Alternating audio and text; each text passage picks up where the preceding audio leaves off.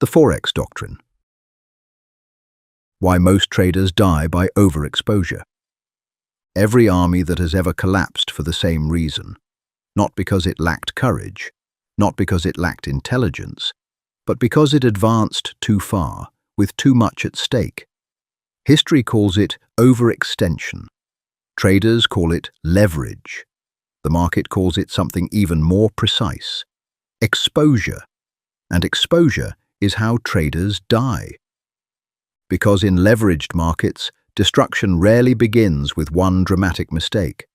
It usually begins with one tolerated habit: a little too much size, a little too much confidence, a little too much belief that this trade, this week, this setup will be different. That is how campaigns fail, not only on the battlefield, on the chart. This is the Forex Doctrine. And if you trade Forex, CFDs, or any leveraged market, this episode is not a history lesson. It is a warning. Because most traders do not blow up from one bad idea. They blow up from one bad habit: too much size, too much confidence, too much exposure. By the end of this episode, you will understand why overexposure destroys even gifted traders, why Jesse Livermore remains one of the most useful cautionary figures in market history, and why modern traders still repeat the same fatal sequence every week.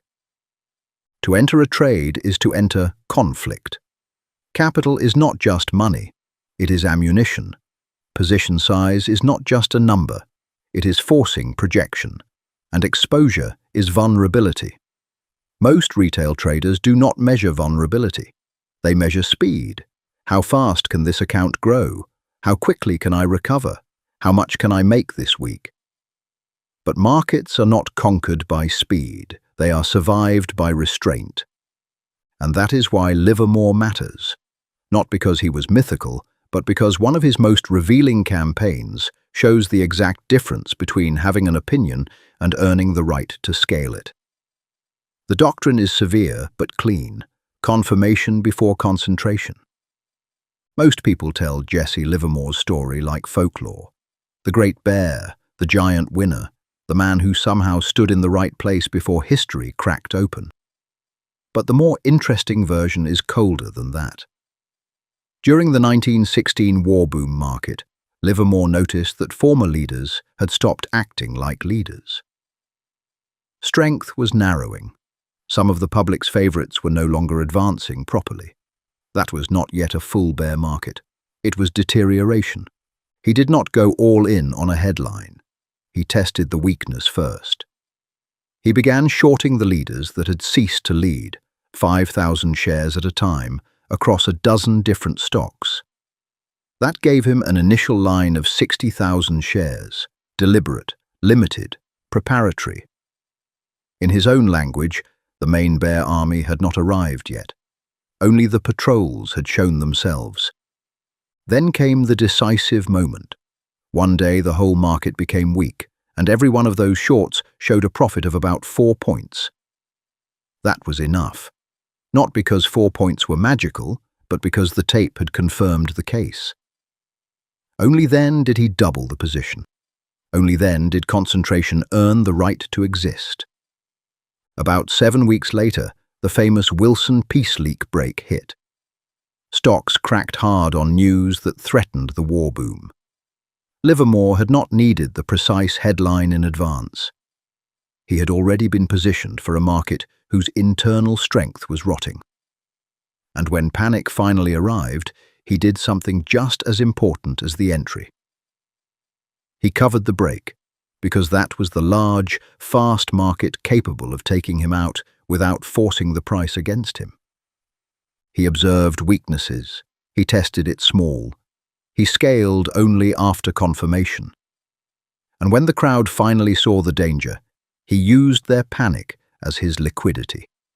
That is what makes this case so powerful.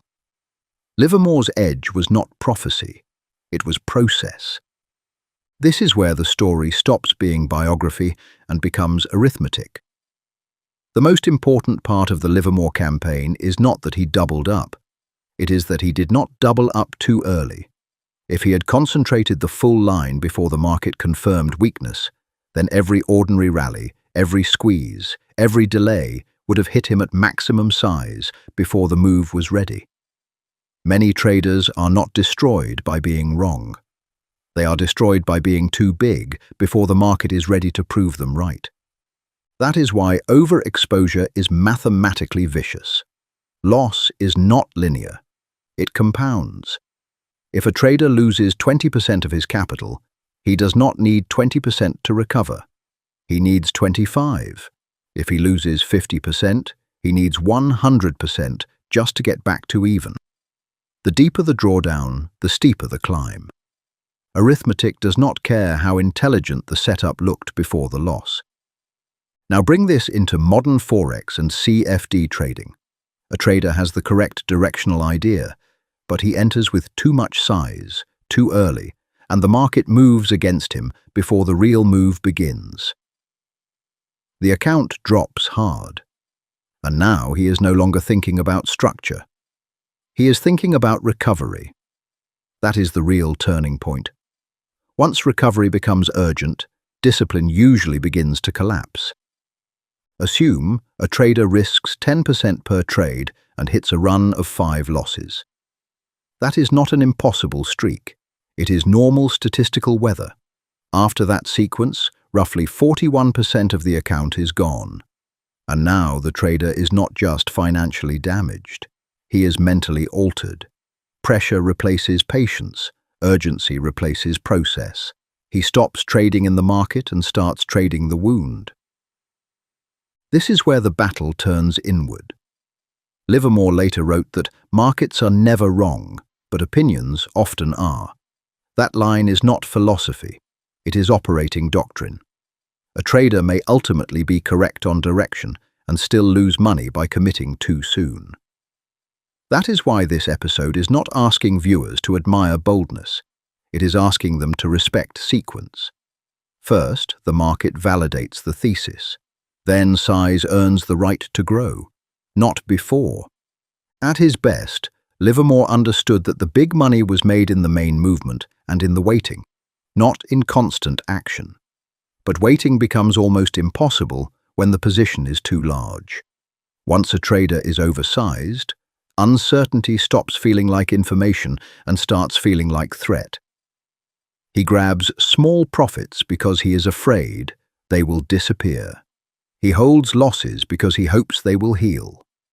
And that is exactly the reversal Livermore warned about. Hope where fear should be, and fear where patience should live. So the deeper lesson is not merely controlling your risk. It is do not let conviction outrun evidence. Do not confuse a strong opinion with a position that has earned scale. If your lot size is so large that a normal pullback distorts your thinking, then the problem is not your chart pattern, it is your exposure. The market has not changed. You have. Your size has turned a trade into a burden. That is why overexposure so often disguises itself as confidence. In the beginning, it feels decisive. It feels committed. It feels powerful. But conviction without structure is just vulnerability wearing armor. This is the difference between institutions and retail traders. Institutions are built around survival. They use limits, controls, and processes to stop emotion from becoming damaged. Retail traders usually have no such architecture. They are urgent, they have opinions, they have hope, and they often make mistakes in all three for conviction. That is why Jesse Livermore still matters. Not because he became a market legend, but because one of his clearest campaigns shows the exact sequence most traders still violate. He did not begin with maximum size. He tested weakness first. He added only after the market confirmed it. And he used panic for exit liquidity instead of worshipping the story after the fact. So this is the closing doctrine. Control exposure before you chase profit. Protect capital before you seek speed. Do not concentrate before confirmation. Because in leveraged markets, survival is not a defensive mindset. It is the foundation of every future victory. If this episode sharpened the way you think about risk, psychology, and market survival, subscribe to the Forex Doctrine. And in the comments, answer this precisely. What destroys more traders? Being wrong on direction, or being too big too soon?